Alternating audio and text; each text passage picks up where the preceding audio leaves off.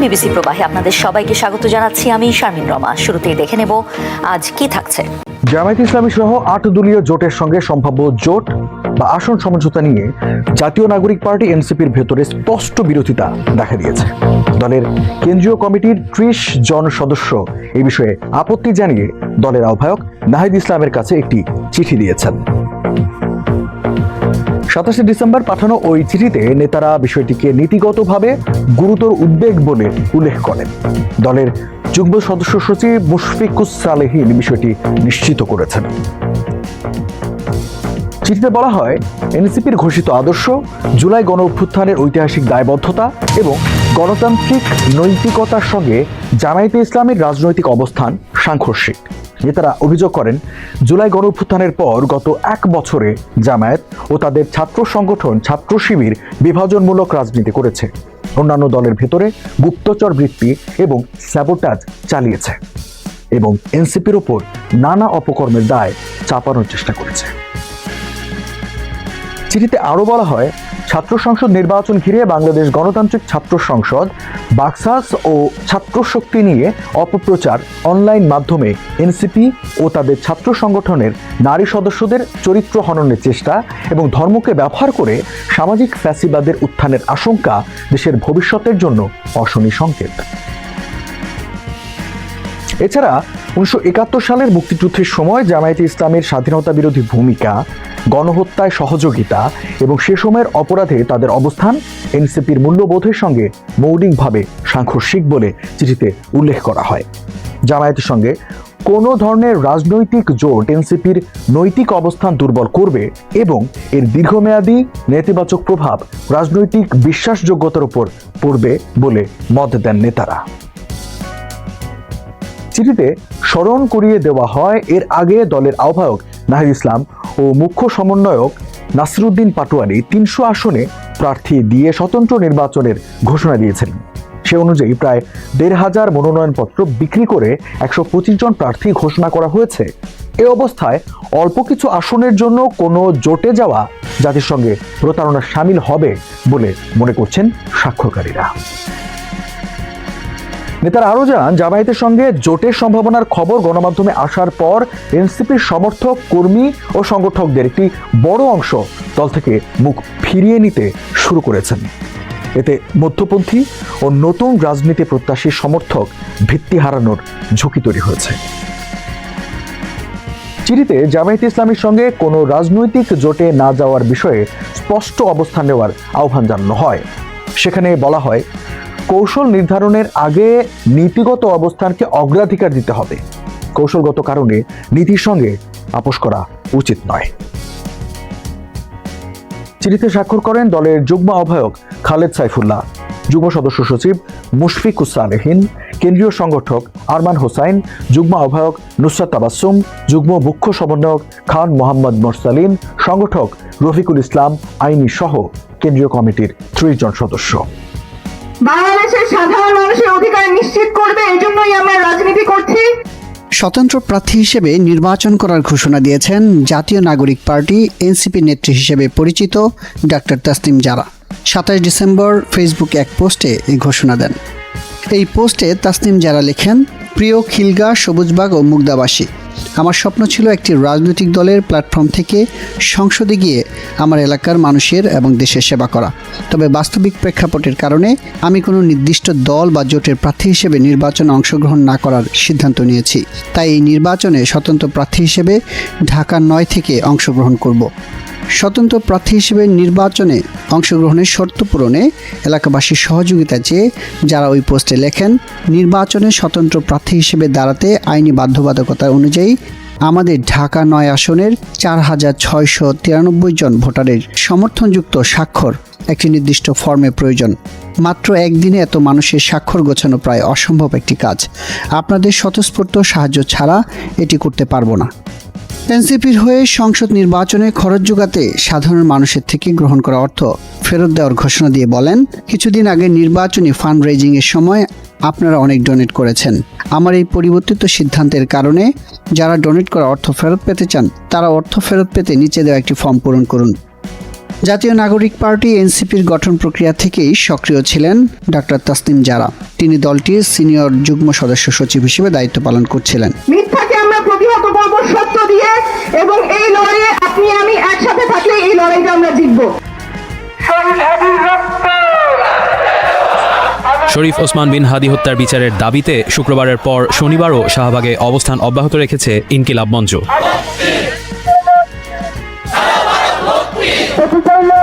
ইনকিলাব মঞ্চের অবস্থান কর্মসূচিতে উপস্থিতরা শরীফ ওসমান বিন হাদি হত্যার দ্রুত বিচার ও তদন্তের অগ্রগতি বিষয়ে সরকারের অবস্থান স্পষ্ট করার দাবি জানান। মিস্টার হাদি হত্যার তদন্তে সরকার যথেষ্ট গুরুত্ব দিচ্ছে না এমন সন্দেহ প্রকাশ করেন বিক্ষোভকারীরা। কারণ বাংলাদেশের পুলিশ একটা ওই রাস্তা থেকে একটা পোকাকেও খুঁটে বের করে ফেলে। মোহাম্মদপুরের ঘটনাটা দেখেন, কত ঘন্টা লাগছিল খুঁজে বের করতে। মিরপুরে যে ইনসিডেন্টটা হয়েছিল কত ঘন্টা লাগছিল, আর একে ধরতে পারতেছে না। অবশ্যই আছে, কোথাও না কোথাও ইনফরমেশন আছে। হয়তো অনেক রাজনৈতিক দলের নাম উঠে আসবে, দেশে আরও বিশৃঙ্খলতা হবে, এই কারণে করতেছে না। আমরা ডক্টর ইউনূসের কথাও যদি বলি, উনি হাদির জানাজাতে এসেও সেরকম কোনো আমরা স্টেপ নিব, বিচার করব, এরকম কোনো আশ্বাস আমরা কিন্তু তার কাছ থেকে পাইনি। সো দ্যাটস ওয়াই আমাদের মনে হচ্ছে এটাকে একটু নেগলেক্টই করা হচ্ছে। কোনো ভিজিবল কোনো অ্যাকশন আমরা দেখতে পাচ্ছি না হাদির বিচার নিয়ে। এমন পরিস্থিতিতে শনিবার সকাল 11টার দিকে ঢাকা বিশ্ববিদ্যালয় এলাকায় শরীফ ওসমান বিন হাদির কবর জিয়ারত করতে যান বিএনপির ভারপ্রাপ্ত চেয়ারম্যান তারেক রহমান। মিস্টার রহমানের কর্মসূচি মাথায় রেখে শনিবার সকালে শাহবাগ মোড় থেকে কাটাবনের দিকে কিছুটা সরে গিয়ে আজিজ সুপার মার্কেটের সামনে অবস্থান নেন ইনকিলাব মঞ্চের বিক্ষোভকারীরা।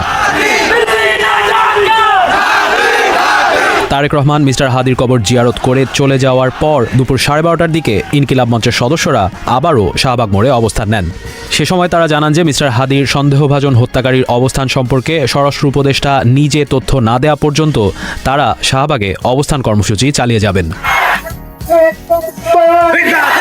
শুক্রবার দুপুর থেকেই শরীফ ওসমান বিন হাদি হত্যার তদন্তের দাবিতে শাহবাগে অবস্থান নিতে শুরু করেন ইনকিলাব মঞ্চের সদস্যরা। সে সময় তাদের সাথে ডাকসুর নেতাদেরও যোগ দিতে দেখা যায়। শুক্রবার সারারাতই বিক্ষোভকারীরা অবস্থান করেন শাহবাগে। অবস্থান কর্মসূচির মধ্যে এক পর্যায়ে শুক্রবার রাতেই ইনকিলাব মঞ্চের সদস্য সচিব আবদুল্লাহ আল জাবের ঘোষণা দেন, সরকারের উপদেষ্টারা সামনে এসে না দাঁড়ানো পর্যন্ত তারা শাহবাগ ছাড়বেন না। একই সঙ্গে তিনি বলেন, হাদি হত্যার পরিকল্পনাকারী, হত্যাকারী ও তাদের ভারতে পালাতে যারা সহায়তা করেছে তাদের গ্রেফতার না করা পর্যন্ত তারা রাজপথে অবস্থান করবেন। মনে রাখবেন, we have a plan. We have a plan for the people and for the country. ইনশাআল্লাহ আমরা সেই প্ল্যান বাস্তবায়ন করব। দীর্ঘ 17 বছরের নির্বাসন শেষে দেশে ফিরে প্রথম জনসভাতেই আলোচনার কেন্দ্রে উঠে এসেছেন বাংলাদেশ জাতীয়তাবাদী দল বিএনপির ভারপ্রাপ্ত চেয়ারম্যান তারেক রহমান। 25 ডিসেম্বর রাজধানীর পূর্বাঞ্চলে আয়োজিত গণসংবর্ধনায় লাখো নেতাকর্মীর উদ্দেশ্যে বক্তব্য দিতে গিয়ে তিনি মার্কিন লুথার কিং জুনিয়রের ঐতিহাসিক উক্তি আই হ্যাভ এ ড্রিম এর অনুকরণে ঘোষণা দেন I have a plan. Martin Luther King তার একটি বিখ্যাত ডায়লগ আছে, I have a dream. আজ এই বাংলাদেশের মাটিতে দাঁড়িয়ে আপনাদের সকলের সামনে আমি বলতে চাই, বাংলাদেশ জাতীয়তাবাদী দলের একজন সদস্য হিসাবে আপনাদের সামনে আমি বলতে চাই, I have a plan for the people of my country, for my country. তার এই বক্তব্য শুধু দেশীয় রাজনীতিতেই নয়, সামাজিক যোগাযোগ মাধ্যম এবং মূলধারার গণমাধ্যমে নতুন আলোচনার জন্ম দিয়েছে। পাশাপাশি তার স্বদেশ প্রত্যাবর্তন এবং আই হ্যাভ এ প্ল্যান বক্তব্যটি আন্তর্জাতিক গণমাধ্যমেও নজর কেড়েছে। বিশেষ করে ভারতীয় সংবাদ মাধ্যমগুলো বিষয়টি বিশ্লেষণাত্মক ও কিছুটা সমালোচনামূলক দৃষ্টিভঙ্গিতে উপস্থাপন করেছে। ভারতের প্রভাবশালী বাংলা দৈনিক আনন্দবাজার পত্রিকা তাদের সহযোগী সংবাদ মাধ্যম এবিপি লাইভে তারেক রহমানের বক্তব্য নিয়ে একটি বিশেষ বিশ্লেষণ প্রকাশ করেছে। প্রতিবেদনে বলা হয়েছে, তারেক রহমান শুধু মার্টিন লুথার কিংয়ের ঐতিহাসিক ভাষণের প্রসঙ্গই টানেননি, বরং ঘোষিত পরিকল্পনায় জুলাই যোদ্ধা শহীদ শরীফ ওসমান হাদির আকাঙ্ক্ষাকেও যুক্ত করেছেন। এদেশের ছাত্র জনতা সহ তারেক রহমানের বক্তব্যকে একদিকে বিতর্কিত, অন্যদিকে প্রভাবশালী হিসেবে বর্ণনা করেছে এবিপি লাইভ। তাদের বিশ্লেষণে বলা হয়, শেখ হাসিনাবিহীন বাংলাদেশের রাজনৈতিক বাস্তবতায় নিজেকে একটি শক্তিশালী বিকল্প নেতৃত্ব হিসেবে উপস্থাপনের চেষ্টা করছেন তারেক রহমান। প্রতিবেদনে আরও উল্লেখ করা হয়, তারেক রহমান তার ঘোষিত প্ল্যানের অংশ হিসেবে জাতি, ধর্ম, বর্ণ নির্বিশেষে সব নাগরিকের নিরাপত্তা ও সমঅধিকার নিশ্চিতের অঙ্গীকার করেছেন। দল মত নির্বিশেষে, শ্রেণী পেশা নির্বিশেষে সকল মানুষ সেদিন 2024 সালের 5ই আগস্ট এই দেশের স্বাধীনতা এবং সার্বভৌমত্বকে রক্ষা করেছিল। ভারতের আরেক প্রভাবশালী সংবাদ মাধ্যম এনডিটিভির প্রতিবেদনে লেখা হয়েছে, জিয়ার ছেলের প্রত্যাবর্তন, বাংলাদেশের জন্য তারেক রহমানের গেম প্ল্যান। সেখানে তার সম্ভাব্য শাসন কাঠামো, প্রশাসনিক সংস্কার এবং পররাষ্ট্রনীতি নিয়ে তার দৃষ্টিভঙ্গির কথাও তুলে ধরা হয়েছে। সন্তান হিসাবে আপনাদের কাছে তারেক রহমানকে বাংলাদেশের সম্ভাব্য পরবর্তী প্রধানমন্ত্রী হিসেবে উল্লেখ করেছে ব্রিটিশ সংবাদ সংস্থা রয়টার্স। রয়টার্সের প্রতিবেদনে বলা হয়েছে, আগামী জাতীয় নির্বাচনের আগে বিএনপির শক্তি প্রদর্শনের একটি গুরুত্বপূর্ণ বার্তা বহন করছে এই প্রত্যাবর্তন। বিবিসির প্রতিবেদনে বলা হয়, দীর্ঘদিনের প্রস্তুতি ও নির্বাচনের অভিজ্ঞতা কাজে লাগিয়ে একটি জবাবদিহিমূলক ও গণতান্ত্রিক রাষ্ট্র ব্যবস্থা গড়ার পরিকল্পনার কথা বলেছেন তারেক রহমান। বাংলাদেশের রাজনৈতিক প্রেক্ষাপটে নতুন মাত্রা যোগ করেছে এটি। পৃথিবীর একমাত্র প্রাকৃতিক উপগ্রহ চাঁদ, যার দূরত্ব পৃথিবী থেকে প্রায় 3,84,400 কিলোমিটার, অথচ এটি পৃথিবীর ঘূর্ণন অক্ষের দোলনকে নিয়ন্ত্রণ করে, জলবায়ু স্থিতিশীল রাখে ও সমুদ্রের জোয়ার ভাটা ঘটায়। ফলে স্বাভাবিকভাবেই চাঁদে যাওয়া নিয়ে ব্যতিব্যস্ত গোটা বিশ্ব। রাশিয়া অবশ্য আরও কয়েক ধাপ এগিয়ে। রুশ প্রেসিডেন্ট ভ্লাদিমির পুতিনের চাওয়া আগামী 1 দশকের মধ্যেই চাঁদে পারমাণবিক স্থাপনা গড়ে তোলা। একবার ভাবুন তো, এও কি সম্ভব? চাঁদ নিয়ে গবেষণা অবশ্য রাশিয়ার জন্য নতুন কিছু নয়। গবেষণার অংশ হিসেবে 1961 সালেই প্রথম মানুষ হিসেবে মহাকাশে পাড়ি জমিয়েছিলেন সোভিয়েত নভোচারী ইউরি গ্যাগরিন। এরপর দীর্ঘ সময় মহাকাশ গবেষণায় আধিপত্য দেখিয়েছে রাশিয়া। মাঝে 2023 সালে রুশ মানববিহীন লুনা 25 মহাকাশযান চাঁদে অবতরণের চেষ্টা করতে গিয়ে ভূপৃষ্ঠে আছড়ে পড়লে ধাক্কা খায় মস্কো। যুক্তরাষ্ট্র ও চীনের কাছে কিছুটা পিছিয়ে পড়ে। বিপরীতে মহাকাশযান উৎক্ষেপণের তাক লাগিয়ে দেন ইলন মাস্ক, যা এবার সুদ আসলে পুষিয়ে দেওয়ার কথা ভাবছে পুতিন প্রশাসন। আগামী 1 দশকের মধ্যেই চাঁদে বিদ্যুৎ কেন্দ্র নির্মাণের মিশনে নেমেছে মস্কো। এর বাস্তবায়ন হলে রাশিয়া ও চীনের যৌথ গবেষণা স্টেশনে বিদ্যুৎ সরবরাহ করবে এই বিদ্যুৎ কেন্দ্র। রাশিয়ার রাষ্ট্রীয় মহাকাশ সংস্থা রসকসমসের দেওয়া তথ্য অনুযায়ী 2036 সালের মধ্যে চাঁদে একটি বিদ্যুৎ কেন্দ্র নির্মাণের পরিকল্পনা রয়েছে রাশিয়ার।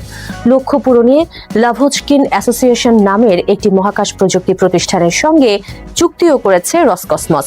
তবে বিদ্যুৎ কেন্দ্রটি পারমাণবিক হবে কিনা সেটা অবশ্য নিশ্চিত করেনি মস্কো। তবে রসকসমসের দেওয়া তথ্য বলছে, এই প্রকল্পে অংশ নিচ্ছে রাশিয়ার রাষ্ট্রীয় পারমাণবিক সংস্থা রোসাটম ও শীর্ষ পারমাণবিক গবেষণা প্রতিষ্ঠান কুরচাতভ ইনস্টিটিউট, যা ইঙ্গিত দেয় পারমাণবিক বিদ্যুৎ কেন্দ্র নির্মাণের। হঠাৎ চাঁদে কেন বিদ্যুৎ কেন্দ্র নির্মাণের পরিকল্পনা করছে মস্কো? এমন প্রশ্নের বিপরীতে রসকসমস জানিয়েছে, এই বিদ্যুৎ কেন্দ্র থেকে চাঁদে ব্যবহৃত রোভার, একটি পর্যবেক্ষণ কেন্দ্র এবং রাশিয়া ও চীনের যৌথ ইন্টারন্যাশনাল লুনার রিসার্চ স্টেশনের অবকাঠামোতে বিদ্যুৎ সরবরাহ করা হবে। সংস্থাটি বলেছে, স্থায়ীভাবে কার্যকর বৈজ্ঞানিক চন্দ্র স্টেশন গড়ে তোলার পথে গুরুত্বপূর্ণ পদক্ষেপ হবে এই প্রকল্প। এর মাধ্যমে এককালীন অভিযানের বদলে দীর্ঘমেয়াদী চন্দ্র অনুসন্ধান কর্মসূচি পরিচালনা সম্ভব হবে। রসকসমসের প্রধান দিমিত্রি বাকানোভ অবশ্য শুধু চন্দ্র অভিযানেই থেমে থাকতে চান না, আরো বড় লক্ষ্য নিয়ে এগোচ্ছেন তিনি। গত জুন মাসে বাকানোভ জানান, চাঁদে একটি পারমাণবিক বিদ্যুৎ কেন্দ্র স্থাপন এবং পৃথিবীর সহোদর গ্রহ হিসেবে পরিচিত শুক্র গ্রহ অনুসন্ধান করাই আমাদের লক্ষ্য। রাশিয়ার ঐতিহাসিক প্রতিদ্বন্দ্বী যুক্তরাষ্ট্র অবশ্য এখানেও পিছিয়ে থাকতে চান না। চাঁদের নিয়ন্ত্রণ চায় তারাও, যা নিয়ে দীর্ঘদিন ধরে কাজ করছে তাদের মহাকাশ গবেষণা সংস্থা নাসা। গত অগাস্টে নাসা ঘোষণা দিয়েছিল, আগামী 2029-30 অর্থ বছরের প্রথম প্রান্তিকের মধ্যেই চাঁদে একটি পারমাণবিক রিঅ্যাক্টর বসানোর পরিকল্পনা রয়েছে। মার্কিন পরিবহন মন্ত্রী শন ডাফি বলেন, চাঁদে কার্যক্রম সম্প্রসারণের দৌড়ে আমরা চীনের সঙ্গে প্রতিযোগিতা করছি। চাঁদে একটি ঘাঁটি গড়তে হলে শক্তি দরকার। এই দৌড়ে যুক্তরাষ্ট্র বর্তমানে পিছিয়ে আছে। কাজেই চাঁদে মানুষের বসবাস এবং ভবিষ্যতে মঙ্গল গ্রহে যাওয়ার জন্য নির্ভরযোগ্য শক্তি ব্যবস্থা অপরিহার্য। চাঁদে ঘাঁটি স্থাপন ও নিয়ন্ত্রণ প্রতিষ্ঠায় একরকম যুদ্ধে নেমেছে শক্তিধর দেশগুলো। বিনিয়োগ করছে কারি কারি অর্থ, যার নেপথ্যের কারণ চাঁদে থাকা বিপুল পরিমাণ সম্পদের সম্ভাবনা। কেননা মহাকাশ বিশেষজ্ঞদের মতে ভবিষ্যতে চাঁদে এক ধরনের স্বর্ণের দৌড় শুরু হতে পারে। নাসার হিসাবে চাঁদে প্রায় 10 লাখ টন হেলিয়াম-3 থাকতে পারে, যা কিনা পৃথিবীতে খুবই বিরল। বোয়িং এর গবেষণা অনুযায়ী স্মার্টফোন, কম্পিউটার ও আধুনিক প্রযুক্তিতে ব্যবহৃত দুর্লভ খনিজ ধাতু রয়েছে চাঁদে। সেগুলোর মধ্যে অন্যতম স্ক্যান্ডিয়াম, ইট্রিয়াম এবং 15 ধরনের ল্যান্থানাইট ধাতু। 2025 সালের অক্টোবরে মালয়েশিয়া সফরে এসে একরকম ঢাকঢোল পিটিয়ে থাইল্যান্ড, কম্বোডিয়ার মধ্যে মিলমিশ করিয়ে দিয়ে যান মার্কিন প্রেসিডেন্ট ডোনাল্ড ট্রাম্প। কিন্তু তার সেই যুদ্ধবিরতি টেকেনি এক সপ্তাহ। সীমান্তে স্থল ও মাইন বিস্ফোরণের জের ধরে পাল্টাপাল্টি অভিযোগে ফের উত্তপ্ত হয় সীমান্ত। আনুষ্ঠানিক যুদ্ধ শুরু হয় ডিসেম্বরে এসে। এরপর টানা 20 দিন রক্তক্ষয়ী যুদ্ধের পর অবশেষে যুদ্ধ থামাতে সম্মত হয়েছে দুদেশ।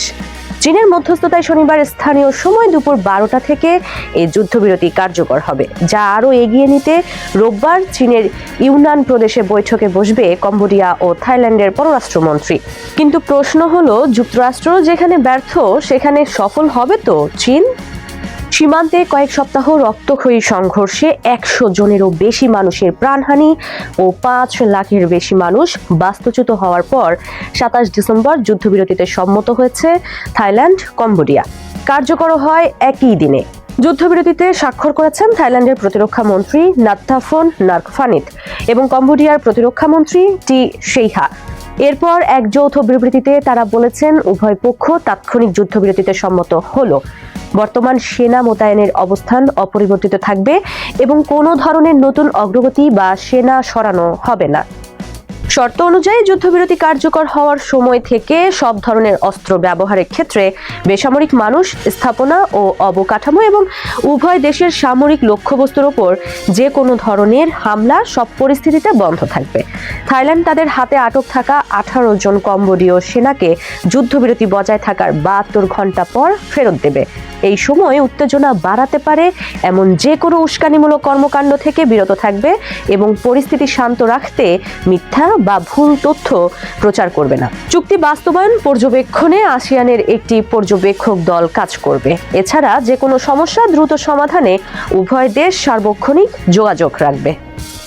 কম্বোডিয়ার সীমান্ত শহর পাইপেট থেকে আল জাজিরার সাংবাদিক আসেদ বাইক জানিয়েছেন, যুদ্ধবিরতি ঘোষণার পর থেকেই বন্দুকের শব্দ থেমে গেছে, তবে যুদ্ধবিরতি কার্যকর হওয়ার আগ মুহূর্ত পর্যন্ত ভয়ঙ্কর গোলাগুলি চলেছে, যা বোঝায় পরিস্থিতি এখনো স্বাভাবিক নয়। তাছাড়া সীমান্তের বাসিন্দারাও এখনো ঘরে ফিরতে চাচ্ছে না। যুদ্ধবিরতি আদৌ কতক্ষণ টিকবে তা নিয়েও সন্দিহান সীমান্ত পারের বাসিন্দারা। থাইল্যান্ড, কম্বোডিয়ার সাম্প্রতিক সংঘাতের মূলে দুদেশের সীমান্তের ঐতিহাসিক বিরোধ। ঔপনিবেশিক আমলের সীমান্ত নির্ধারণ নিয়ে দুই দেশের মধ্যে 1 শতাব্দীরও বেশি সময় ধরে অসন্তোষ রয়েছে। থাইল্যান্ড ও কম্বোডিয়ার দীর্ঘ 800 কিলোমিটার সীমান্ত এলাকায় বেশ কয়েকটি প্রাচীন মন্দির রয়েছে, যেগুলোকে উভয় পক্ষই নিজেদের বলে দাবি করে। এর বাইরে সীমান্ত স্থল ও মাইন বিস্ফোরণে প্রায়শই হতাহতের ঘটনা ঘটে, যাকে এক পক্ষ আরেক পক্ষের ওপর দোষারোপ করে সংঘাতে জড়ায়। সীমান্ত বিরোধ নিয়ে গত জুলাই মাসে টানা 5 দিন রক্তক্ষয়ী যুদ্ধ করেছে থাইল্যান্ড, কম্বোডিয়া। নিহত হয়েছে বহু মানুষ। পরে পরিস্থিতি নিয়ন্ত্রণে আসে যুক্তরাষ্ট্র ও মালয়েশিয়ার মধ্যস্থতায়, তবে সেই যুদ্ধবিরতি স্থায়ী হয়নি। উল্টো সীমান্ত উত্তেজনা বৃদ্ধির জন্য একে অপরকে দায়ী করে নতুন করে সংঘাতে জড়ায় দুদেশ। মুখ থুবড়ে পড়ে ট্রাম্পের ঐতিহাসিক যুদ্ধবিরতি চুক্তি। এবার তাই মধ্যস্থতা করতে খুব একটা আগ্রহ দেখায়নি যুক্তরাষ্ট্র। পরিস্থিতি সামাল দিতে তাই এগিয়ে এসেছে চীন।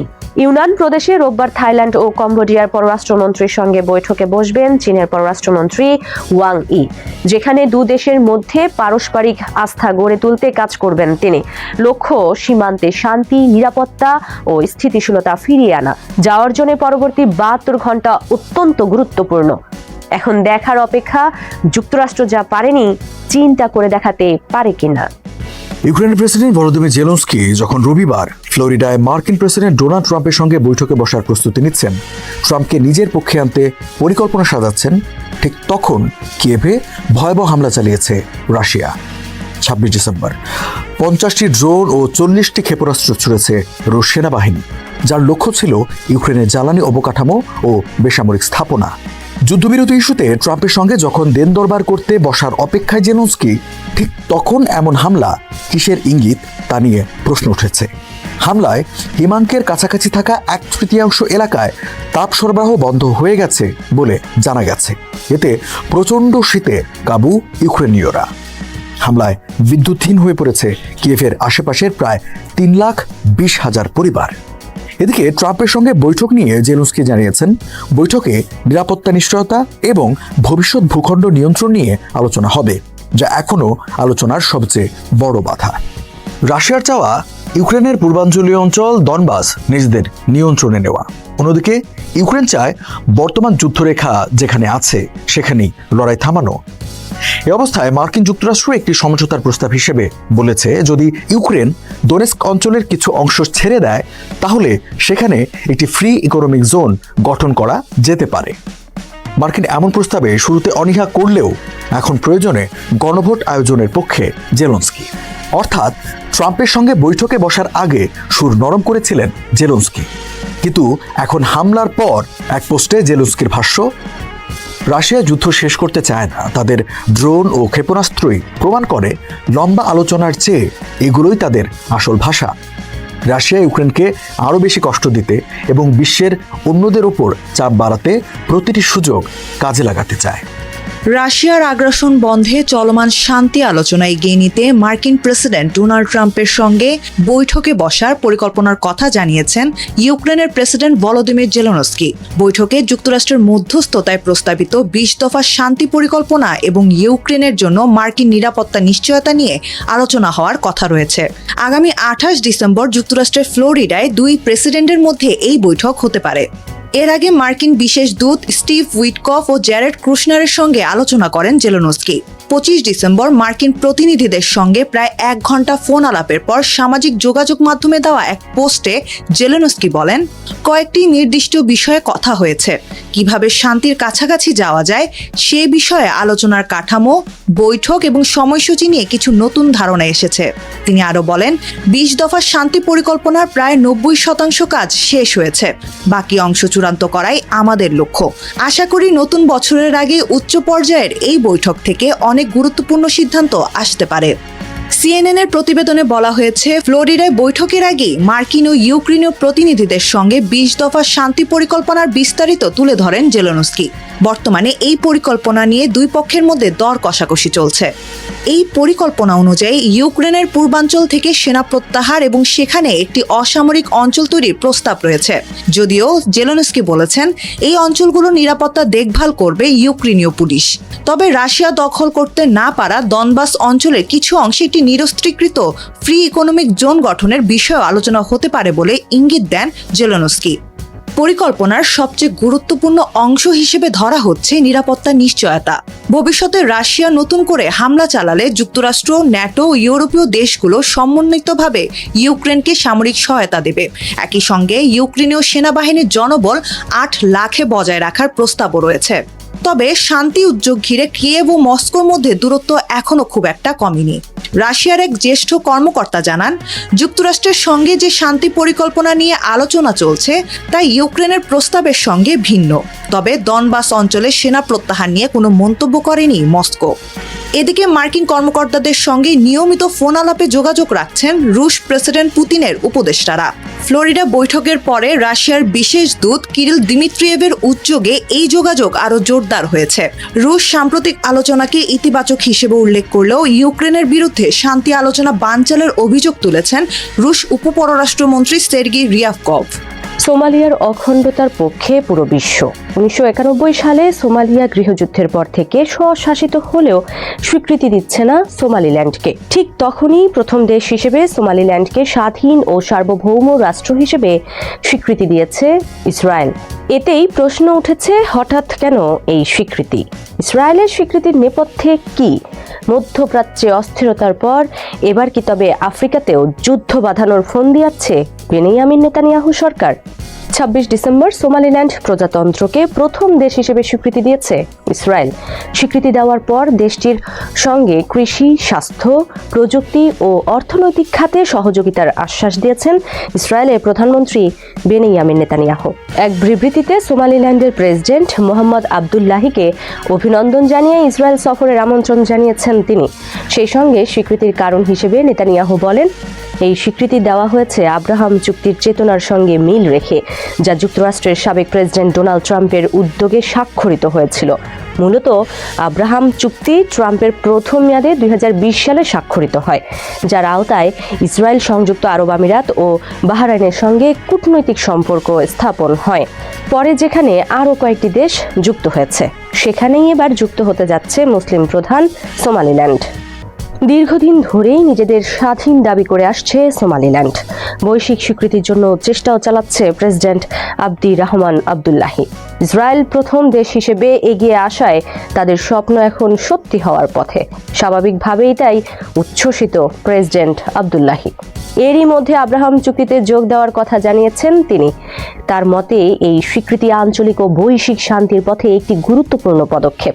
আবদুল্লাহি বলেন, সোমালিল্যান্ড মধ্যপ্রাচ্য ও আফ্রিকা অঞ্চলে অংশীদারিত্ব গড়ে তোলা, পারস্পরিক সমৃদ্ধি বাড়ানো এবং স্থিতিশীলতা নিশ্চিত করতে প্রতিশ্রুতিবদ্ধ। নিজেদের অখণ্ডতা প্রশ্নের মুখে পড়ায় স্বাভাবিকভাবেই ইসরায়েলের এই স্বীকৃতি ভালোভাবে নেয়নি সোমালিয়া সরকার। ইসরায়েলের এই সিদ্ধান্তকে তীব্রভাবে নিন্দা জানিয়েছে তারা। দেশটির প্রধানমন্ত্রীর কার্যালয় এক বিবৃতিতে একে অবৈধ পদক্ষেপ এবং সোমালিয়ার সার্বভৌমত্বের উপর ইচ্ছাকৃত আঘাত বলে নিন্দা জানিয়েছে। বলা হয়েছে, কোনোভাবেই সোমালিল্যান্ডকে স্বীকৃতি দেওয়ার বিষয়টি মেনে নেবে না সোমালিয়া। বিবৃতিতে আরও বলা হয়, ফেডারেল সরকার আন্তর্জাতিক আইন অনুযায়ী প্রয়োজনীয় সব কূটনৈতিক, রাজনৈতিক ও আইনি পদক্ষেপ নেবে নিজেদের সার্বভৌমত্ব, ঐক্য এবং আন্তর্জাতিকভাবে স্বীকৃত সীমান্ত রক্ষার জন্য। ইসরায়েলের এই সিদ্ধান্ত আফ্রিকার হর্ন অঞ্চলের রাজনীতিতে বড় পরিবর্তন আনতে যাচ্ছে।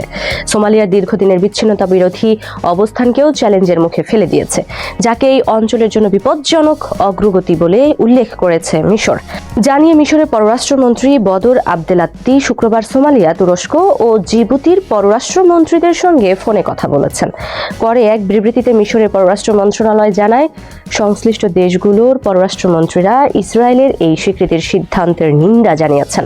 সবাই সোমালিয়ার ভৌগোলিক অখণ্ডতার প্রতি পূর্ণ সমর্থন পুনর্ব্যক্ত করেছেন এবং বলেছেন, বিচ্ছিন্ন অঞ্চলকে স্বীকৃতি দেওয়া হলে তা আন্তর্জাতিক শান্তি ও নিরাপত্তার জন্য হুমকি তৈরি করবে। সোমালিল্যান্ডকে স্বীকৃতির বিষয়টি প্রত্যাখ্যান করেছে আফ্রিকান ইউনিয়ন AU। AU কমিশনের চেয়ারম্যান মোহাম্মদ আলী ইউসুফ জানিয়েছেন, সংগঠনটি সোমালিয়ার ঐক্য, ভৌগোলিক অখণ্ডতার বিষয়ে তাদের অটল অবস্থান বজায় রাখবে।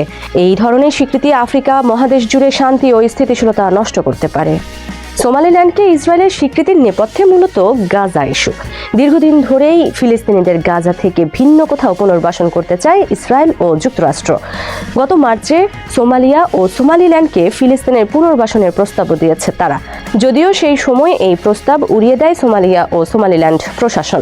তবে এখন ধারণা করা হয়, ফিলিস্তিনিদের পুনর্বাসনের ব্যাপারে সোমালিল্যান্ড সরকারের ইতিবাচক সাড়া পেয়েছেন নেতানিয়াহু সরকার, যে কারণেই হঠাৎ স্বীকৃতি।